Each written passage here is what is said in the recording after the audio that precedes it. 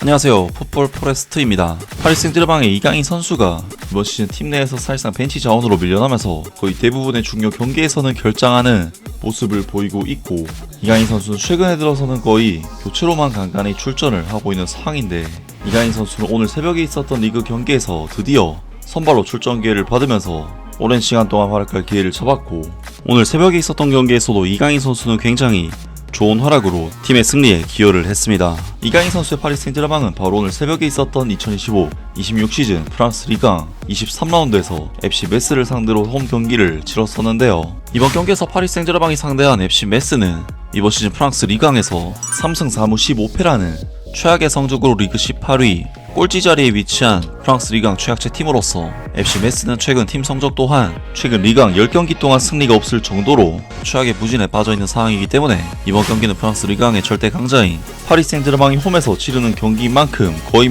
무조건적으로 승리할 수 있는 경기였습니다. 파리 생제르맹은 이번 시즌 약간의 부진을 겪으면서 프랑스 리강에서 2위 자리에 위치한 상황이기 때문에 반드시 승리가 필요한 상황이지만,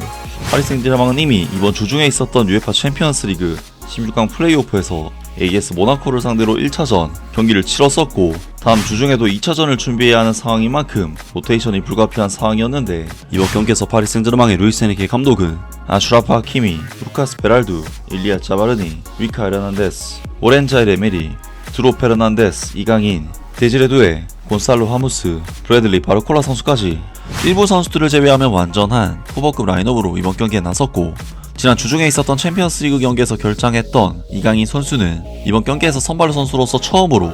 경기에 출전을 하게 되었습니다. 이번 경기에서 파리 생제르맹은 FC 메스를 상대로 확실히 객관적인 전력상 거의 절대적인 수준 차이를 가지고 있는 매치업이기 때문에 파리 생제르맹이 경기 시작부터 거의 볼 소유권과 주도권을 가지고 가는 경기를 했는데, 파리 생제르맹은 이번 경기 전반전 슈팅 숫자가 8대0, 유슈팅 숫자가 4대0, 볼점률 수치도 70대30으로 압도적인 양상을 보였고, 경기 모멘텀 데이터를 살펴봐도 이번 경기 내용은 완전히 원사이드한 양상의 경기라고 할 수가 있었습니다. 이번 경기는 약체팀인 FC 메스가 거의 수비 진영에서 내려앉은 상황에서 경기를 했기 때문에 안 그래도 볼 소유권 셋이 절대적으로 높은 파리 생제르맹이 FC 메스의 진영에서 거의 볼을 소유하면서 공을 돌리는, 거의 가지고 논다는 느낌이 들 정도로 파리 생제르맹이 지배적인 경기를 펼쳤는데, 이번 경기에서 파리 생제르맹의 오른쪽 중앙 미드필더로 나선 이강인 선수는 그만큼 많은 볼 소유권 기회를 가지면서 영향력을 발휘할 수가 있었는데요. 사실 이강인 선수로서는 최근 파리 생제르맹에서 거의 교체로만 출전을 하면서 조커로서 직접 득점을 노리는, 인사이드를 파고든 뒤 슈팅을 시도하는 움직임을 보이거나 아니면 오른쪽 측면에서 휘어져서 들어가는 크로스로 찬스 메이킹을 해내는 등 공격적인 시도를 주로 가져갔던 경기들을 했었지만, 미드필드 포지션에서 경기에 나선 이번 경기에서는 이강인 선수가 그러한 모습을 보이지는 않았고, 이강인 선수는 미드필더로서 수비진에서 연결되는 볼을 전방 공격진으로 연결하는 역할에 최대한 집중하는 모습을 보였습니다.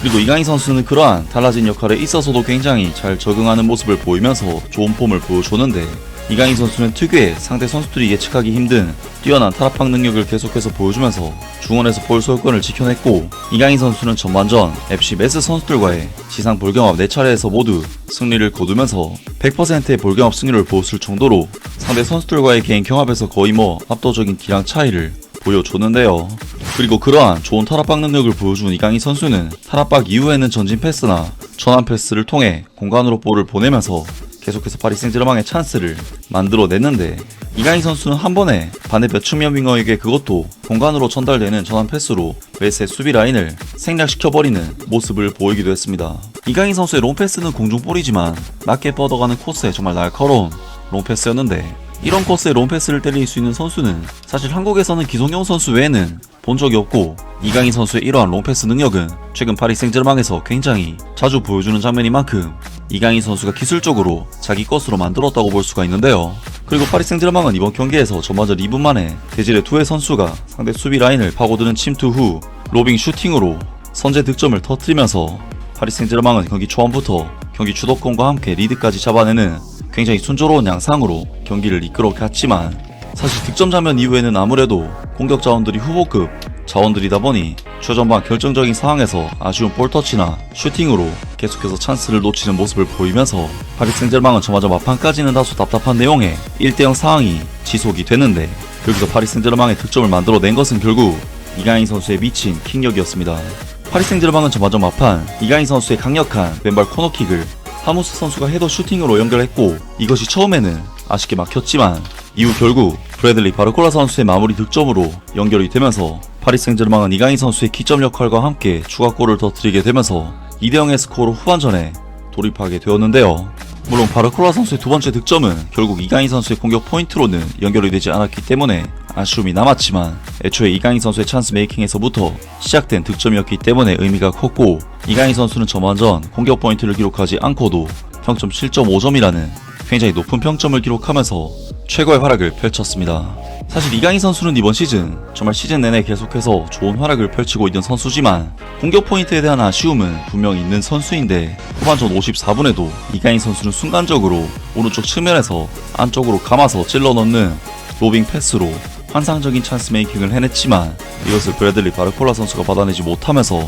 이강인 선수의 찬스 메이킹은 또다시 어시스트로 전환되지 못하는 아쉬운 상황이 생기고 말았는데요. 그리고 파리 생제르맹의 루이스 엔리케 감독은 주중 챔피언스리그 경기를 대비하기 위해 주전 선수들을 후반에 대거 투입시켰고, 이강인 선수는 이번 경기를 63분 출전과 함께 마무리를 하게 되었습니다. 그리고 파리 생제르맹은 이번 경기에서 이강인 선수의 한 골 기점 활약과 수차례 찬스 메이킹에 힘입어 결국 승리를 거머쥐었고, 리그 1위 자리를 다시 탈환해내는 데 성공하는 좋은 결과를 얻어냈는데요. 이강인 선수는 이번 경기에서 파이널 서드 지역 패스를 무려 9회, 찬스 메이킹도 무려 3회나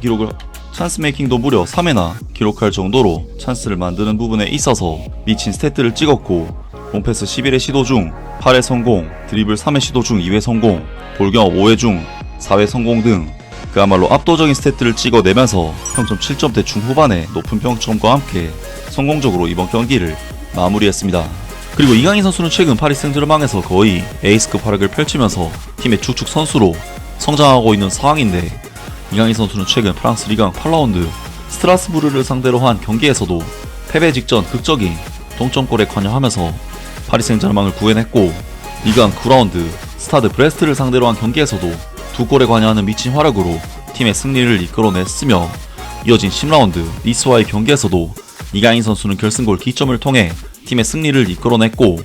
12라운드 올림픽 리옹과의 경기에서도